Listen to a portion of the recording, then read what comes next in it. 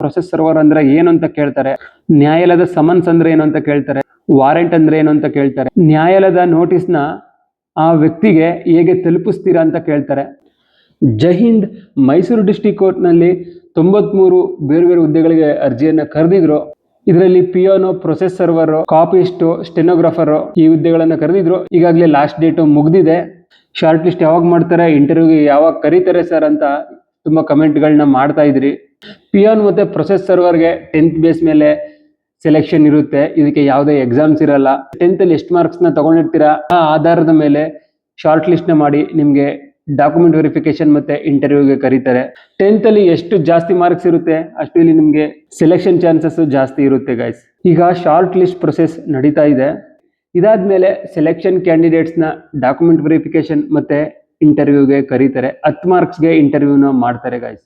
ಇವತ್ತಿನ ವಿಡಿಯೋದಲ್ಲಿ ಇಂಟರ್ವ್ಯೂ ಹೇಗಿರುತ್ತೆ, ನೀವು ಇಂಟರ್ವ್ಯೂಗೆ ಯಾವ ತರ ರೆಡಿಯಾಗಿ ಹೋಗ್ಬೇಕು, ಡಿಸಿಪ್ಲಿನ್ ಹೇಗೆ ಮೇಂಟೈನ್ ಮಾಡಬೇಕು, ಅಲ್ಲಿ ಯಾವ ತರ ಕ್ವಶನ್ಸ್ ನಿಮ್ಗೆ ಕೇಳ್ತಾರೆ, ಇಂಟರ್ವ್ಯೂ ಟೈಮ್ ನಲ್ಲಿ ನಮ್ಮ ಕಾನ್ಫಿಡೆನ್ಸ್ ಮತ್ತೆ ಆಟಿಟ್ಯೂಡ್ ನ ಹೇಗೆ ಹೈ ಆಗಿ ನಾವು ಮೇಂಟೈನ್ ಮಾಡಬೇಕು, ಈ ಪ್ರತಿಯೊಂದು ಇನ್ಫಾರ್ಮೇಶನ್ ನ ಡಿಟೇಲ್ ಆಗಿ ಕೊಡ್ತಾ ಇದ್ದೀನಿ. ಹಾಗಾಗಿ ವಿಡಿಯೋನ ಎಂಡಿಂಗ್ ವರೆಗೂ ನೋಡಿ, ಸ್ಕಿಪ್ ಮಾಡಕ್ ಹೋಗ್ಬಿಡಿ, ನಿಮ್ಗೆ ಏನು ಅರ್ಥ ಆಗಲ್ಲ. ವಿಡಿಯೋನ ಸ್ಟಾರ್ಟ್ ಮಾಡೋಕ್ಕಿಂತ ಮೊದಲು ಕೆಳಗಡೆ ಹೈಪ್ ಬಟನ್ ಕಾಣ್ತಿದೆ ನೋಡಿ, ಹೈಪ್ ಮಾಡಿ. ನೀವು ಹೈಪ್ ಮಾಡೋದ್ರಿಂದ ಈ ವಿಡಿಯೋ ಎಲ್ಲರಿಗೂ ರೀಚ್ ಆಗುತ್ತೆ. ಮತ್ತೆ ಯಾರೆಲ್ಲ ಚಾನಲ್ನ ಇದುವರೆಗೂ ಸಬ್ಸ್ಕ್ರೈಬ್ ಮಾಡಿಲ್ಲ, ಚಾನಲ್ನ ಸಬ್ಸ್ಕ್ರೈಬ್ ಮಾಡಿಕೊಂಡು ಬೆಲ್ ಐಕನ್ನ ಕ್ಲಿಕ್ ಮಾಡಿ. ನಿಮಗೆ ಫ್ಯೂಚರಲ್ಲಿ ಒಳ್ಳೊಳ್ಳೆ ಅಪ್ಡೇಟ್ಗಳನ್ನ ಕೊಡ್ತಾ ಇರ್ತೀನಿ. ಆ ಅಪ್ಡೇಟ್ಗಳು ಡೈರೆಕ್ಟ್ ನಿಮ್ಮ ಮೊಬೈಲ್ಗೆ ಬರುತ್ತೆ. ಬನ್ನಿ ಈಗ ಸ್ಟಾರ್ಟ್ ಮಾಡೋಣ. ಇಂಟರ್ವ್ಯೂ ದಿನನೇ ನಿಮಗೆ ಡಾಕ್ಯುಮೆಂಟ್ ವೆರಿಫಿಕೇಶನ್ ಇರುತ್ತೆ. ಡಾಕ್ಯುಮೆಂಟ್ ವೆರಿಫಿಕೇಶನ್ ಕಂಪ್ಲೀಟ್ ಆದ್ಮೇಲೆ ಎಲ್ಲ ಡಾಕ್ಯುಮೆಂಟ್ ಸರಿಯಾಗಿದ್ರೆ ನೆಕ್ಸ್ಟ್ ಇಂಟರ್ವ್ಯೂಗೆ ಅಲ್ಲೇ ನಿಮಗೆ ಸೆಲೆಕ್ಟ್ ಮಾಡ್ತಾರೆ. ಹಾಗಾಗಿ ಫಸ್ಟ್ ನಿಮಗೆ ಡಾಕ್ಯುಮೆಂಟ್ ವೆರಿಫಿಕೇಶನ್ ಮಾಡ್ತಾರೆ. ಏನೇನು ಡಾಕ್ಯುಮೆಂಟ್ಸ್ ಒರಿಜಿನಲ್ ತಗೊಂಡೋಗ್ಬೇಕು ಅಂತ ಇವಾಗ ನಾನು ಹೇಳ್ತೀನಿ. ಫಸ್ಟ್ ಬಂದು ಡೇಟ್ ಆಫ್ ಬರ್ತ್ ಪ್ರೂಫ್ಗೆ 10th marks card. Next identity ಪ್ರೂಫ್ಗೆ Aadhaar card, PAN card, driving licence, voter ID, ಇದು ಯಾವುದರಲ್ಲಿ ಒಂದು ತಗೊಂಡೋದ್ರು ಸಾಕು. ಮತ್ತೆ ಕ್ಯಾರೆಕ್ಟರ್ ಸರ್ಟಿಫಿಕೇಟ್ ನ ಮಾಡಿಸ್ಕೊಂಡು ಹೋಗ್ಬೇಕಾಗುತ್ತೆ. ಕ್ಯಾರೆಕ್ಟರ್ ಸರ್ಟಿಫಿಕೇಟ್ 2 ತರ ಇದೆ ಗೈಸ್. ಒಂದು ಗ್ರಾಮ ಪಂಚಾಯತಿಯಿಂದ ಮಾಡಿಸ್ಕೊಂಡು ಹೋಗ್ಬೇಕಾಗುತ್ತೆ, ಇನ್ನೊಂದು ಸ್ಕೂಲ್ ಆರ್ ಕಾಲೇಜ್. ಈಗ ನೀವು ಬರೀ 10th ಅಷ್ಟೇ ಮುಗಿಸಿರ್ತೀರಾ, ಬೇರೆ ಏನು ಓದೇ ಇಲ್ಲ ಅನ್ಕೊಳ್ಳಿ. ಅವಾಗ ನೀವು ಯಾವ ಸ್ಕೂಲಲ್ಲಿ ಓದಿದ್ದೀರಾ ಅಲ್ಲಿ ಕ್ಯಾರೆಕ್ಟರ್ ಸರ್ಟಿಫಿಕೇಟ್ ನ ಮಾಡಿಸ್ಕೋಬೇಕಾಗುತ್ತೆ. ಅಥವಾ ನಿಮ್ದು PUC ಮುಗ್ದಿದೆ, ಡಿಗ್ರಿನೂ ಮುಗ್ದಿದೆ ಅನ್ಕೊಳ್ಳಿ, ನೀವು ಲಾಸ್ಟ್ ಸ್ಟಡಿ ಎಲ್ಲಿ ಮಾಡಿರ್ತೀರಾ ಆ ಕಾಲೇಜು ಸ್ಕೂಲಲ್ಲಿ ಹೋಗ್ಬಿಟ್ಟು ನೀವು ಪ್ರಿನ್ಸಿಪಲ್ ಅಥವಾ HM ಹತ್ರ ಕ್ಯಾರೆಕ್ಟರ್ ಸರ್ಟಿಫಿಕೇಟ್ ನ ಮಾಡಿಸ್ಕೊಂಡು ಹೋಗ್ಬೇಕಾಗುತ್ತೆ. ನೆನಪಲ್ಲಿ ಇಟ್ಕೊಳ್ಳಿ, 2 ತರ ಕ್ಯಾರೆಕ್ಟರ್ ಸರ್ಟಿಫಿಕೇಟ್ ಮಾಡಿಸ್ಕೊಂಡು ಹೋಗ್ಬೇಕಾಗುತ್ತೆ. Next rural certificate. ಯಾರೆಲ್ಲ 1 to 10th ರೂರಲ್ ಅಲ್ಲಿ ಹಳ್ಳಿಗಳಲ್ಲಿ ಓದಿರ್ತೀರಾ ಅವರು ರೂರಲ್ ಪ್ಲಸ್ ಕನ್ನಡ ಮೀಡಿಯಂ ಅಲ್ಲಿ ಓದಿದ್ರೆ ಕನ್ನಡ ಮೀಡಿಯಂ ಸರ್ಟಿಫಿಕೇಟ್ ನ ಮಾಡಿಸ್ಕೊಂಡು ಹೋಗಿ. ಯಾರೆಲ್ಲ ಫಿಸಿಕಲ್ ಹ್ಯಾಂಡಿಕ್ಯಾಪ್ಟ್ ಇರ್ತಾರೆ ಅವರು ಕೂಡ ಹ್ಯಾಂಡಿಕ್ಯಾಪ್ಟ್ ಸರ್ಟಿಫಿಕೇಟ್ ನ ಮಾಡಿಸ್ಕೊಂಡು ಹೋಗ್ಬೇಕಾಗುತ್ತೆ. ಇದ್ರ ಜೊತೆಗೆ ವಾಸಸ್ಥಳ ಅಂದ್ರೆ ಡೊಮೈಸಲ್ ಸರ್ಟಿಫಿಕೇಟು, 4 ಪಾಸ್ಪೋರ್ಟ್ ಸೈಜ್ ಫೋಟೋಸು, ಇದಿಷ್ಟು ಒರಿಜಿನಲ್ ಡಾಕ್ಯುಮೆಂಟ್ಸ್ ನ ತಗೊಂಡು ಹೋಗ್ಬೇಕಾಗುತ್ತೆ. ಇದ್ರ ಜೊತೆಗೆ 2 ಜೆರಾಕ್ಸ್ ಕೂಡ ಮಾಡಿಸ್ಕೊಂಡು ತಗೊಂಡು ಹೋಗ್ಬೇಕಾಗುತ್ತೆ ಗೈಸ್. ಇಂಟರ್ವ್ಯೂ ದಿನ ನೀಟಾಗಿ ಹೇರ್ ಕಟ್, ಶೇವ್ ಮಾಡ್ಕೊಂಡು ಫಾರ್ಮಲ್ಸ್ ಅಲ್ಲಿ ಹೋಗಿ. ಹೆಂಗೆಂಗೋ ಹೋಗ್ಬೇಡಿ, ನೀವು ಅವ್ರನ್ನ ಇಂಪ್ರೆಸ್ ಮಾಡೋದು ಇಲ್ಲಿ ತುಂಬಾ ಮುಖ್ಯ ಆಗುತ್ತೆ. ಹೆಣ್ಮಕ್ಳಿಗೆ ಹೇಳೋ ಅವಶ್ಯಕತೆ ಇಲ್ಲ, ಅವರು ನೀಟ್ ಅಂಡ್ ಕ್ಲೀನ್ ಆಗಿ ಹೋಗ್ತಾರೆ. ಗಂಡು ಮಕ್ಳೆ ಸ್ವಲ್ಪ ಶೇವ್ ಎಲ್ಲ ಮಾಡೋದಿಲ್ಲ. ಇಂಟರ್ವ್ಯೂಗೆ ಹೆಂಗ್ ಹೋಗ್ಬೇಕು ಅಂತ ಕೆಲವ್ರಿಗೆ ಗೊತ್ತಿರುತ್ತೆ. ಇದು 10th ಜಾಬ್ ಆಗಿರೋದ್ರಿಂದ ಯಾವ ಇಂಟರ್ವ್ಯೂಗೂ ಹೋಗಿ ಅಭ್ಯಾಸ ಇರಲ್ಲ. ಹಾಗಾಗಿ ಹೇಳ್ತಾ ಇದ್ದೀನಿ, ನೀಟಾಗಿ ಹೋಗಿ. ಡಾಕ್ಯುಮೆಂಟ್ ವೆರಿಫಿಕೇಶನ್ ಮಾಡ್ತಾರೆ, ಅದೆಲ್ಲ ಕರೆಕ್ಟ್ ಆಗಿದೆ ಅಂತ ಅಂದಮೇಲೆ ನೆಕ್ಸ್ಟ್ ನೀವು ಇಂಟರ್ವ್ಯೂಗೆ ಸೆಲೆಕ್ಟ್ ಆಗ್ತೀರಾ. ಇಂಟರ್ವ್ಯೂ ಅಲ್ಲಿ ನೀವು ಹೋದ ತಕ್ಷಣ ಅಲ್ಲಿ ನಿಮ್ಗೆ 3 ಜಡ್ಜಸ್ ಇರ್ತಾರೆ. ಅವರು ಮೈಸೂರು ಡಿಸ್ಟ್ರಿಕ್ಟ್ ಕೋರ್ಟ್ ನ ಸೆಷನ್ ಜಡ್ಜಸ್ ಆಗಿರ್ತಾರೆ. ಅವರೇ ನಿಮ್ಮ ಇಂಟರ್ವ್ಯೂನ ತಗೋತಾರೆ. ಇಂಟರ್ವ್ಯೂನಲ್ಲಿ ಮೊದಲನೇದಾಗಿ ಪರ್ಸನಲ್ ಇನ್ಫಾರ್ಮೇಶನ್ ನ ಕೇಳ್ತಾರೆ. ನಿಮ್ಮ ನೇಮು, ಎಜುಕೇಶನ್ ಏನಾಗಿದೆ, ಯಾವ ಊರು, ಯಾವ ಡಿಸ್ಟಿಕ್ಕು, ಇದನ್ನ ಕೇಳ್ತಾರೆ. ಎಜುಕೇಶನ್ ಕ್ವಾಲಿಫಿಕೇಶನ್ ಏನಾಗಿದೆ, ಎಕ್ಸ್ಟ್ರಾ ಹ್ಯಾಬಿಟ್ಸ್ ಏನೇನಿದೆ ಇದನ್ನೆಲ್ಲ ಕೇಳ್ತಾರೆ. ನೆಕ್ಸ್ಟ್ ಫ್ಯಾಮಿಲಿ ಬ್ಯಾಕ್ ಗ್ರೌಂಡ್ ನ ಕೇಳ್ತಾರೆ. ನಿಮ್ಮ ಮನೇಲಿ ಯಾರ್ಯಾರು ಇದ್ದಾರೆ, ಅಪ್ಪ ಅಮ್ಮ, ಬ್ರದರ್ಸ್, ಸಿಸ್ಟರ್ಸ್ ಎಷ್ಟು ಜನ ಇದ್ದಾರೆ, ಮತ್ತೆ ಆಸ್ತಿ ಪಾಸ್ತಿ ಎಷ್ಟಿದೆ, ಜಮೀನ್ ಎಷ್ಟಿದೆ, ಸ್ವಂತ ಮನೆ ಇದೆಯಾ, ನಿಮ್ಮ ಮನೆ ಯಾವ ಊರಲ್ಲಿದೆ, ಮತ್ತೆ ಅಪ್ಪ ಅಮ್ಮ ಏನ್ ವರ್ಕ್ ಮಾಡ್ತಾರೆ, ಬ್ರದರ್ ಸಿಸ್ಟರ್ಸ್ ಎಜುಕೇಶನ್ ಮಾಡ್ತಾ ಇದಾರ ಅಥವಾ ಜಾಬ್ ಅಲ್ಲಿ ಇದಾರ, ಏನ್ ಮಾಡ್ತಾರೆ, ಪ್ರತಿಯೊಂದು ಫ್ಯಾಮಿಲಿ ಇನ್ಫಾರ್ಮೇಶನ್ ನ ತಿಳ್ಕೊತಾರೆ. ಏನೇನಿದೆ ಅದನ್ನ ಕರೆಕ್ಟ್ ಆಗಿ ಹೇಳಿ, ಸ್ಪಷ್ಟವಾಗಿ ಹೇಳಿ. ನೀವು ಇಲ್ಲಿ ಸ್ಪಷ್ಟವಾಗಿ ಮತ್ತೆ ಧೈರ್ಯವಾಗಿ ಕಾನ್ಫಿಡೆಂಟ್ ಆಗಿ ಮಾತಾಡೋದು ತುಂಬಾ ಮ್ಯಾಟರ್ ಆಗುತ್ತೆ ಗೈಸ್. ನೀವು ಹೋದ ತಕ್ಷಣ ನಿಮ್ಮ ಡಿಸಿಪ್ಲಿನ್ ನೋಡ್ತಾರೆ ಮೇಲಿಂದ ಕೆಳಗಡೆವರೆಗೂ. ಸೊ ನೀಟ್ ಅಂಡ್ ಕ್ಲೀನ್ ಆಗಿ ಹೋಗಿ ಗೈಸ್, ಅದು ಕೂಡ ಅವ್ರನ್ನ ಇಂಪ್ರೆಸ್ ಮಾಡುತ್ತೆ. ನೆಕ್ಸ್ಟ್ ನಿಮ್ಮ ಬಿಹೇವಿಯರ್, ಬಾಡಿ ಲ್ಯಾಂಗ್ವೇಜ್, ನಿಮ್ಮ ಕಾನ್ಫಿಡೆನ್ಸ್, ಇದನ್ನ ಚೆಕ್ ಮಾಡ್ತಾರೆ. ನಿಮ್ಗೆ ಏನೇ ಬರ್ಲಿ ಬಿಡ್ಲಿ ನೀವು ಕಾನ್ಫಿಡೆಂಟ್ ಆಗಿ ಹೇಳಿ. ನೀವು ತಪ್ಪಾಗಿ ಹೇಳ್ತಾ ಇದ್ರು ಕೂಡ ಕಾನ್ಫಿಡೆಂಟ್ ಆಗಿ ಹೇಳಿ. ಕಾನ್ಫಿಡೆಂಟ್ ತುಂಬಾ ಮುಖ್ಯ ಇಲ್ಲಿ. ಇದು ಕೋರ್ಟ್ ಜಾಬ್ ಆಗಿರೋದ್ರಿಂದ ಕೋರ್ಟ್ ಬಗ್ಗೆನೇ ಕೇಳ್ತಾರೆ. ಪಿಯಾನೋ ಪ್ರೊಸೆಸ್ ಸರ್ವರ್ಗೆ ಏನೇನು ವರ್ಕ್ ಇರುತ್ತೆ ಅದ್ರ ಬಗ್ಗೆನೇ ಕೇಳ್ತಾರೆ. ನೀವು ತಡಬಡಾಯಿಸ್ಬೇಡಿ, ಏನೇ ಹೇಳಿದ್ರು ಕಾನ್ಫಿಡೆಂಟ್ ಆಗಿ ಹೇಳಿ. ನಿಮ್ಗೆ ಅಲ್ಲಿ ಕನ್ನಡ ಓದಿಸ್ತಾರೆ, ಬರೆಸ್ತಾರೆ. ಯಾಕೆಂದ್ರೆ ಕೋರ್ಟಲ್ಲಿ ಎಲ್ಲ ಕನ್ನಡದಲ್ಲೇ ವರ್ಕ್ ಇರೋದ್ರಿಂದ ಕನ್ನಡ ಸ್ಪಷ್ಟವಾಗಿ ಓದೋದಕ್ಕೆ ಬರೆಯೋದಕ್ಕೆ ಬರಬೇಕು. ಈ ಟೆಸ್ಟ್ನ ಏನಕ್ಕೆ ಮಾಡ್ತಾರೆ ಅಂದ್ರೆ, ಇದು ಹೈಯರ್ ಎಜುಕೇಶನ್ ಇಂದ ಸೆಲೆಕ್ಟ್ ಮಾಡ್ತಿರೋದಿಲ್ಲ, ಜಸ್ಟ್ 10th ಬೇಸ್ ಮೇಲೆ ಸೆಲೆಕ್ಟ್ ಮಾಡ್ತಿರೋದು. ಆದ್ರಿಂದ ಕನ್ನಡ ನಿಮ್ಗೆ ಓದಕ್ಕೆ ಬರುತ್ತಾ, ನೀಟಾಗಿ ಬರೆಯೋಕೆ ಬರುತ್ತಾ ಅಂತ ಟೆಸ್ಟ್ ನ ಮಾಡ್ತಾರೆ. ನೆಕ್ಸ್ಟ್ ಕರೆಂಟ್ ಅಫೇರ್ಸ್ ಬಗ್ಗೆ ಕೇಳ್ತಾರೆ. ಈಗ ಪ್ರಚಲಿತ ವಿದ್ಯಮಾನಗಳು ಅಂದ್ರೆ ಪ್ರೆಸೆಂಟ್ಲಿ ಲಾಸ್ಟ್ 1 or 2 months ಅಲ್ಲಿ ಏನೇನು ನಡೀತು ನಮ್ಮ ಕರ್ನಾಟಕದಲ್ಲಿ, ಮೈಸೂರು ಡಿಸ್ಟಿಕ್ ಅಲ್ಲಿ ಏನೇನು ನಡೀತು, ನಿಮ್ ಡಿಸ್ಟಿಕ್ ಯಾವುದು, ನಿಮ್ ಡಿಸ್ಟಿಕ್ ಅಲ್ಲಿ ಏನೇನು ಚೇಂಜಸ್ ಆಯ್ತು, ಏನೇನು ಕರೆಂಟ್ ಅಫೇರ್ಸ್ ನಡೀತಾ ಇದೆ ಅದನ್ನೆಲ್ಲ ತಿಳ್ಕೊಳ್ಳಿ. ಈಗ CM ಚೇಂಜ್ ಆದ್ರು ಕರ್ನಾಟಕದ್ದು, ಮತ್ತೆ ಮಿನಿಸ್ಟ್ರಿಗಳೆಲ್ಲ ಚೇಂಜ್ ಆದ್ರು, ಹೊಸ ಹೊಸ ಖಾತೆಗಳ ಚೇಂಜ್ ಆಯ್ತು, ಅದ್ರ ಬಗ್ಗೆ ಎಲ್ಲ ನಾಲೆಡ್ಜ್ ಇಟ್ಕೊಳ್ಳಿ. ಅದ್ರ ಜೊತೆಗೆ ಜನರಲ್ ನಾಲೆಡ್ಜ್ ಎಲ್ಲ ನಿಮ್ಗೆ ಗೊತ್ತಿರಬೇಕು.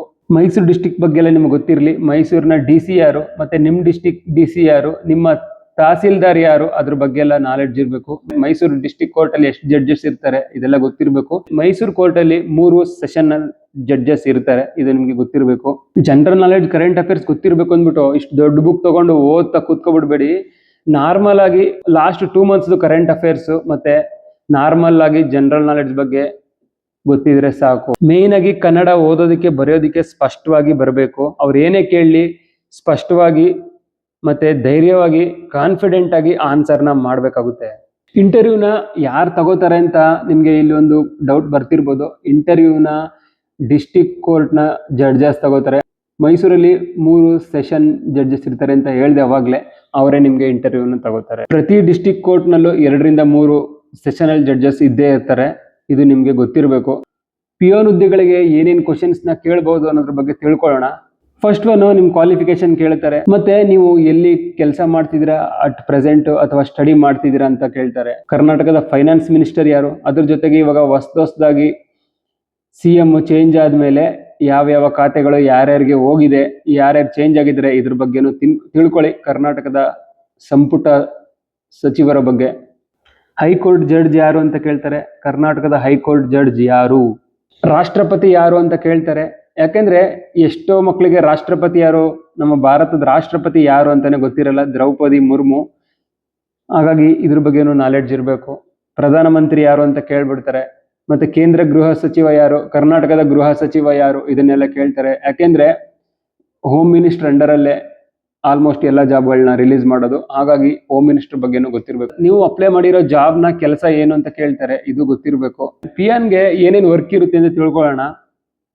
ಆಫೀಸಲ್ಲಿ ಇರುವಂಥ ದಾಖಲೆಗಳನ್ನ ಒಂದು ಆಫೀಸಿಂದ ಇನ್ನೊಂದು ಆಫೀಸ್ಗೆ ಸಾಗಿಸೋದು, ಅಧಿಕಾರಿಗಳ ಸೂಚನೆ ಪಾಲಿಸೋದು, ಆಫೀಸ್ನಲ್ಲಿ ಸ್ವಚ್ಛತೆಯನ್ನು ಕಾಪಾಡೋದು ಮತ್ತೆ ಶಿಸ್ತು ಕಾಪಾಡೋದು, ಇದೇ ಪಿಯಾನ್ನ ವರ್ಕ್ ಆಗಿರುತ್ತೆ ಅಂತ ಹೇಳಿ.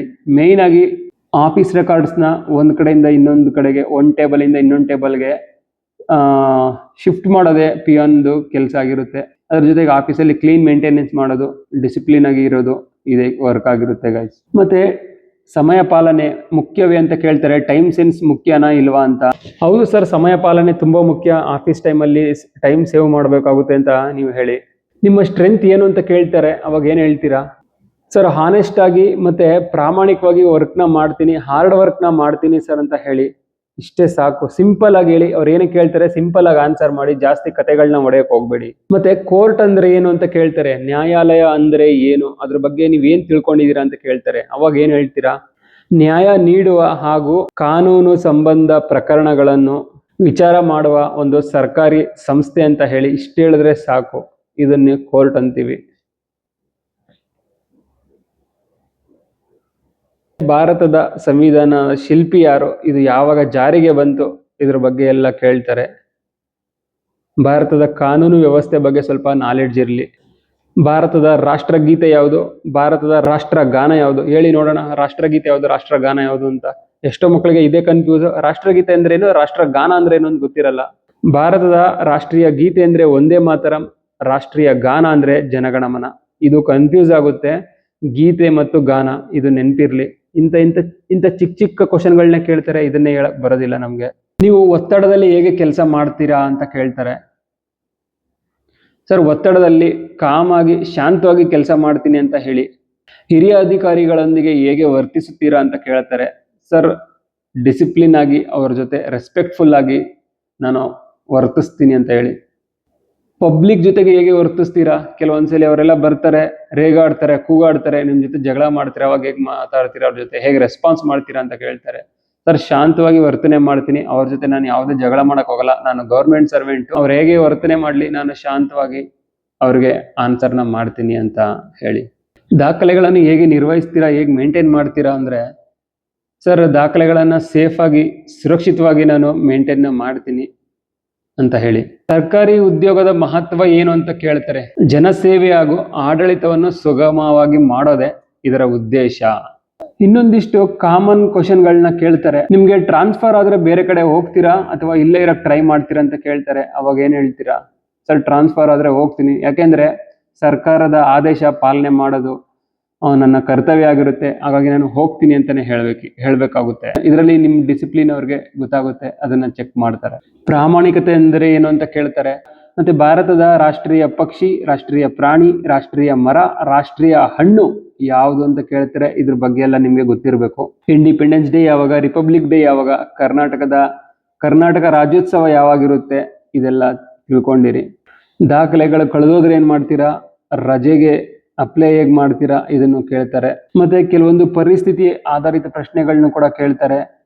ಎರಡು ಆಫೀಸರ್ಗಳು ಬೇರೆ ಬೇರೆ ವರ್ಕ್ನ ಒಂದೇ ಟೈಮಲ್ಲಿ ಕೊಟ್ರೆ ಹೇಗೆ ನಿಭಾಯಿಸ್ತೀರಾ ಅಂತ ಕೇಳ್ತಾರೆ.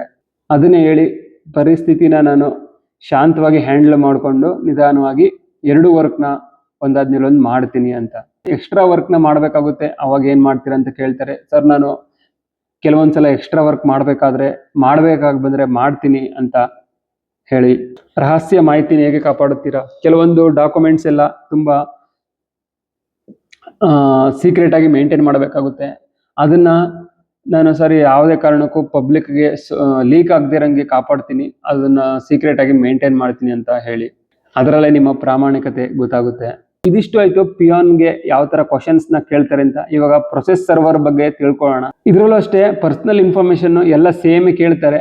ಆದ್ರೆ ಪ್ರೊಸೆಸ್ ಸರ್ವರ್ ಎಂದರೇನು, ಇದರ ವರ್ಕ್ ಹೇಗಿರುತ್ತೆ, ಯಾವ ತರ ಕ್ವಶನ್ಸ್ ಕೇಳ್ಬೋದು, ಅದ್ರ ಬಗ್ಗೆ ತಿಳ್ಕೊಳ್ಳೋಣ. ನಿಮಗೆ ಪ್ರೊಸೆಸ್ ಸರ್ವರ್ ಅಲ್ಲಿ ಪ್ರೊಸೆಸ್ ಸರ್ವರ್ ಕೆಲಸ ಯಾವುದು, ಪ್ರೊಸೆಸ್ ಸರ್ವರ್ ಅಂದ್ರೆ ಏನು ಅಂತ ಕೇಳ್ತಾರೆ. ನ್ಯಾಯಾಲಯದ ಸಮನ್ಸ್ ಅಂದ್ರೆ ಏನು ಅಂತ ಕೇಳ್ತಾರೆ. ವಾರೆಂಟ್ ಅಂದ್ರೆ ಏನು ಅಂತ ಕೇಳ್ತಾರೆ. ನ್ಯಾಯಾಲಯದ ನೋಟಿಸ್ ನ ಆ ವ್ಯಕ್ತಿಗೆ ಹೇಗೆ ತಲುಪಿಸ್ತೀರಾ ಅಂತ ಕೇಳ್ತಾರೆ. ದಾಖಲೆಗಳನ್ನ ಸುರಕ್ಷಿತವಾಗಿ ಹೇಗೆ ನಿರ್ವಹಣೆ ಮಾಡ್ತೀರಾ, ಸಮಯಕ್ಕೆ ಸರಿಯಾಗಿ ಕೆಲಸ ನಿರ್ವಹಣೆ ಮಾಡೋದು ಏಕೆ ಮುಖ್ಯ ಆಗಿರುತ್ತೆ, ಆ ವಿಳಾಸದಲ್ಲಿ ಆ ವ್ಯಕ್ತಿ ಸಿಗದಿದ್ರೆ ಏನ್ ಮಾಡ್ತೀರಾ, ಆ ವ್ಯಕ್ತಿ ತಪ್ಪು ವಿಳಾಸ ಕೊಟ್ಟಿದ್ರೆ ಏನ್ ಮಾಡ್ತೀರಾ, ಯಾರಾದ್ರೂ ನಿಮ್ ಜೊತೆ ಜಗಳ ಮಾಡಿದ್ರೆ, ವಾಗ್ವಾದ ಮಾಡ್ತಾ ಇದ್ರೆ ಪಬ್ಲಿಕ್ ಅಲ್ಲಿ ಹೇಗೆ ಅದನ್ನ ನಿಭಾಯಿಸ್ತೀರಾ, ಈ ತರ ಕ್ವಶನ್ಸ್ ಗಳನ್ನ ಕೇಳ್ತಾರೆ. ಈಗ ಪ್ರೊಸೆಸ್ ಸರ್ವರ್ ಅಂದ್ರೆ ಏನು ಅಂತ ತಿಳ್ಕೊಳ್ಳೋಣ. ಪ್ರೊಸೆಸ್ ಸರ್ವರ್ ಡಿಸ್ಟ್ರಿಕ್ಟ್ ಕೋರ್ಟ್ ನಲ್ಲಿ ಒಂದು ಹುದ್ದೆ ಆಗಿರುತ್ತೆ.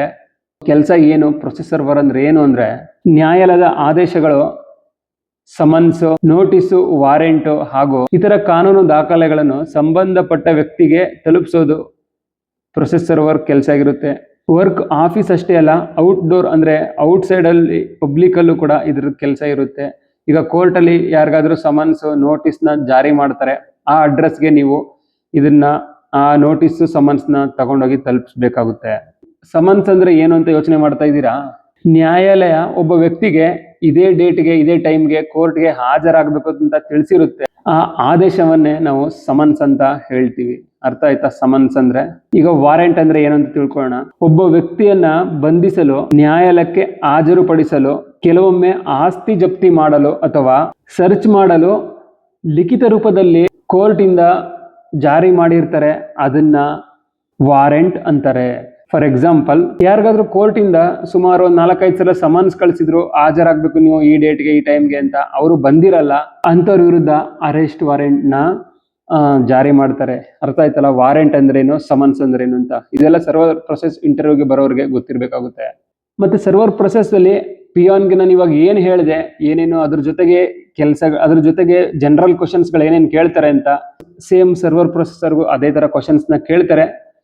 ಅದರ್ವೈಸ್ ಬೇರೆ ಔಟ್ ಆಫ್ ಸಿಲೆಬಸ್ ಏನು ಕೇಳಲ್ಲ. ಇದಿಷ್ಟು ತಯಾರಿನ ಮಾಡ್ಕೊಳ್ಳಿ. ಇವಾಗ ಹೇಗೆ ತಯಾರಿನ ಮಾಡಬೇಕು ಮನೆಯಲ್ಲಿ ಅಂತ ಹೇಳ್ತೀನಿ. ಇಂಟರ್ವ್ಯೂ ಕನ್ನಡದಲ್ಲಿ ಆಗುತ್ತೆ, ಇಂಗ್ಲಿಷ್ ಇರೋದಿಲ್ಲ. ಡೈಲಿ 5 ರಿಂದ 10 ನಿಮಿಷ ಈ ತರ ಪ್ರಾಕ್ಟೀಸ್ ನ ಮಾಡ್ತಾ ಇರಿ.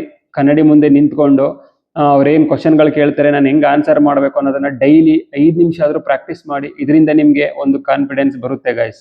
ಡೈರೆಕ್ಟ್ ಹೋಗಿ ಇಂಟರ್ವ್ಯೂ ಅಲ್ಲಿ ನಿಂತ್ಕೊಂಡು ಹೆಂಗೆ ಮಾತಾಡಬೇಕು ಅದು ಗೊತ್ತಾಗಲ್ಲ. ಹಾಗಾಗಿ ನೀವು ಮನೆಯಲ್ಲಿ ಪ್ರಾಕ್ಟೀಸ್ ಮಾಡಿದ್ರೆ ಒಂದು ಐಡಿಯಾ ಬರುತ್ತೆ. ನಿಮ್ಮ ಹೆಸರು, ಫಾದರ್ ನೇಮು, ಮದರ್ ನೇಮು, ನಿಮ್ಮ ಊರು ಯಾವುದು, ಹ್ಯಾಬಿಟ್ಸ್ ಏನು, ಎಜುಕೇಷನ್ ಕ್ವಾಲಿಫಿಕೇಶನ್ ಏನಾಗಿದೆ, ಅಟ್ ಪ್ರೆಸೆಂಟ್ ಏನು ಮಾಡ್ತಿದ್ದೀರಾ, ನಿಮ್ಮ ಅಪ್ಪ ಅಮ್ಮ ಏನು ಮಾಡ್ತಾರೆ, ಇದನ್ನೆಲ್ಲ ಒಂದೊಂದಾಗಿ ಹೇಳ್ತಾ ಹೋಗಿ. ಅವರು ಸ್ಟಾರ್ಟಿಂಗ್ ನೀವು ಇಂಟರ್ವ್ಯೂಗೆ ಹೋದ ತಕ್ಷಣ ನಿಮ್ಮ ಬಗ್ಗೆ ಹೇಳು, ನಿಮ್ಮ ಫ್ಯಾಮಿಲಿ ಬ್ಯಾಕ್ಗ್ರೌಂಡು, ನಿಮ್ಮ ಮನೇಲಿ ಯಾರ್ಯಾರು ಇದ್ದಾರೆ ಇದ್ರ ಬಗ್ಗೆ ಎಲ್ಲ ಡೀಟೇಲ್ ಆಗಿ ಹೇಳು ಅಂತಾರೆ. ಅವಾಗ ನೀವು ತಡಬಡಾಯಿಸೋದ್ರ ಬದಲು ಪ್ರಾಕ್ಟೀಸ್ ಮಾಡ್ಕೊಂಡು ಹೋಗಿದ್ರೆ ಆರಾಮಾಗಿ ಒಂದು ಕಡೆಯಿಂದ ಹೇಳ್ಕೊಂಡು ಹೋಗ್ಬೋದು. ಹಾಗಾಗಿ ಡೈಲಿ ಸ್ವಲ್ಪ ಪ್ರಾಕ್ಟೀಸ್ ಮಾಡಿ ಗೈಸ್. ಕರ್ನಾಟಕ ಮತ್ತೆ ಭಾರತದ ಪ್ರಮುಖ ಹುದ್ದೆಗಳ ಬಗ್ಗೆ ತಿಳ್ಕೊಂಡಿರಿ, ಯಾವ ಹುದ್ದೆಗಳು ಇರುತ್ತೆ ಅಂತ. ನ್ಯಾಯಾಲಯದ ಮೂಲಭೂತ ಕಾರ್ಯಗಳ ಬಗ್ಗೆ ತಿಳ್ಕೊಂಡಿರಿ, ಮತ್ತೆ ಸಂವಿಧಾನದಲ್ಲಿ ಮೂಲಭೂತ ಹಕ್ಕುಗಳೇನೇನಿರುತ್ತೆ ಅದ್ರ ಬಗ್ಗೆ ಎಲ್ಲ ತಿಳ್ಕೊಂಡಿರಿ. GK ಕರೆಂಟ್ ಅಫೇರ್ಸ್ನ ಓದ್ತಾ ಇರಿ. ಇಂಟರ್ವ್ಯೂನಲ್ಲಿ ಕಾನ್ಫಿಡೆನ್ಸು, ಬಾಡಿ ಲ್ಯಾಂಗ್ವೇಜು, ಡಿಸಿಪ್ಲಿನ್ ತುಂಬಾನೇ ಮುಖ್ಯ ಆಗುತ್ತೆ. ಇದನ್ನ ಅವರು ಅಬ್ಸರ್ವ್ ಮಾಡ್ತಾರೆ. ಮತ್ತೆ ಏನೇ ಕ್ವಶನ್ ಕೇಳಿದ್ರು ಸ್ಪಷ್ಟವಾಗಿ ಆನ್ಸರ್ನ ಮಾಡಿ ಗೈಸ್. ತೊದಲಕ್ಕೆ ಹೋಗಬೇಡಿ. ನೀವು ತಪ್ಪಾಗಿ ಆನ್ಸರ್ ಮಾಡ್ತಾ ಇದ್ರು ಅದನ್ನ ಸ್ಪಷ್ಟವಾಗಿ, ಕಾನ್ಫಿಡೆಂಟ್ ಆಗಿ, ಬೋಲ್ಡ್ ಆಗಿ ಮಾತಾಡಿ. ಮತ್ತೆ ಕೆಲವೊಂದು ಕ್ವಶನ್ಸ್ನ ಕೇಳ್ತಾರೆ, ಅದಕ್ಕೆ ಸುಳ್ಳು ಹೇಳಕ್ ಹೋಗ್ಬೇಡಿ, ನಿಜಾನ ಹೇಳಿ. ಕೆಲವೊಂದು ಕಡೆ ಬೋಲ್ಡ್ನೆಸ್ ಇಂದನೂ ನೀವು ಅವ್ರನ್ನ ಇಂಪ್ರೆಸ್ ಮಾಡ್ಬೋದು. ಇದಿಷ್ಟು ನೀವು ತಯಾರಿ ಮಾಡ್ಕೊಂಡು ಹೋದ್ರಿ ಅಂದ್ರೆ ಆರಾಮಾಗಿ ನೀವು ಪಿಯಾನ್ ಮತ್ತೆ ಪ್ರೊಸೆಸ್ ಸರ್ವರ್ ಹುದ್ದೆಗಳ ಇಂಟರ್ವ್ಯೂನಲ್ಲಿ ಪಾಸ್ ಆಗಿ ಈ ಜಾಬ್ಗಳನ್ನ ಪಡಿಬಹುದು. ಇದಿಷ್ಟು ಇವತ್ತಿನ ಇನ್ಫಾರ್ಮೇಶನ್ ಆಗಿದೆ. ಈ ಇನ್ಫಾರ್ಮೇಶನ್ ಇಷ್ಟ ಆಗಿದ್ರೆ ಈ ವಿಡಿಯೋನ ಲೈಕ್ ಮಾಡಿ, ಮತ್ತೆ ಈ ವಿಡಿಯೋನ ಆದಷ್ಟು ನಿಮ್ಮ ಎಲ್ಲ ಫ್ರೆಂಡ್ಸ್ಗೂ ಶೇರ್ ಮಾಡಿ. ಜೂನ್ ಎಂಡಿಂಗ್ ಅಥವಾ ಜುಲೈ ಫಸ್ಟ್ ವೀಕಲ್ಲಿ ಡಾಕ್ಯುಮೆಂಟ್ ವೆರಿಫಿಕೇಶನ್ ಮತ್ತೆ ಇಂಟರ್ವ್ಯೂಗೆ ಕರೀತಾರೆ. ಡಾಕ್ಯುಮೆಂಟ್ಸ್ ಲಿಸ್ಟ್ ನಾನು ಏನೇನು ಹೇಳಿದೆ ಅದನ್ನೆಲ್ಲ ರೆಡಿ ಮಾಡಿ ಇಟ್ಕೊಳ್ಳಿ. ಮತ್ತೆ ಅಲ್ಲೋಗ್ಬಿಟ್ಟು ಅದಿಲ್ಲ ಇದಿಲ್ಲ ಅದ್ರ ಬದಲು ಇವಾಗಿಂದನೇ ರೆಡಿ ಮಾಡಿ ಇಟ್ಕೊಳ್ಳಿ. ಚೆನ್ನಾಗಿ ಪ್ರಾಕ್ಟೀಸ್ ಮಾಡಿ. ನೀವು ಮನೆಯಲ್ಲಿ ಪ್ರಾಕ್ಟೀಸ್ ಮಾಡ್ತಿರಲ್ಲ ಕನ್ನಡಿ ಮುಂದೆ ನಿಂತ್ಕೊಂಡು, ಅದು ತುಂಬ ಇಂಪಾರ್ಟೆಂಟ್ ಆಗುತ್ತೆ. ನೀವು ಎಷ್ಟು ಪ್ರಾಕ್ಟೀಸ್ ಮಾಡ್ತೀರಾ ಇಂಟರ್ವ್ಯೂಗೆ ಜಡ್ಜಸ್ ಮುಂದೆ ನಿಂತ್ಕೊಂಡು ಫೇಸ್ ಮಾಡೋದಕ್ಕೆ ಈಸಿ ಆಗುತ್ತೆ. ಇಷ್ಟನ್ನ ತಯಾರಿ ಮಾಡ್ಕೊಂಡು ಹೋಗಿ. ಎಲ್ಲರಿಗೂ ಆಲ್ ದ ಬೆಸ್ಟ್. ಮತ್ತೆ ಯಾರೆಲ್ಲ ಚಾನಲ್ನ ಸಬ್ಸ್ಕ್ರೈಬ್ ಮಾಡಿಲ್ಲ ಅವರ ಚಾನಲ್ನ ಸಬ್ಸ್ಕ್ರೈಬ್ ಮಾಡಿಕೊಂಡು ಬೆಲ್ ಐಕನ್ನ ಕ್ಲಿಕ್ ಮಾಡಿ. ನಿಮಗೆ ಟೈಮ್ ಟು ಟೈಮ್ ಒಳ್ಳೊಳ್ಳೆ ಇನ್ಫಾರ್ಮೇಷನ್ನ ಕೊಡ್ತೀನಿ. ಮತ್ತೆ ಇದೇ ಥರ ಹೊಸ ಅಪ್ಡೇಟ್ನೊಂದಿಗೆ ನೆಕ್ಸ್ಟ್ ವಿಡಿಯೋದಲ್ಲಿ ಸಿಗ್ತೀನಿ. ಅಲ್ಲಿವರೆಗೂ ಟೇಕ್ ಕೇರ್. ಜೈ ಹಿಂದ್.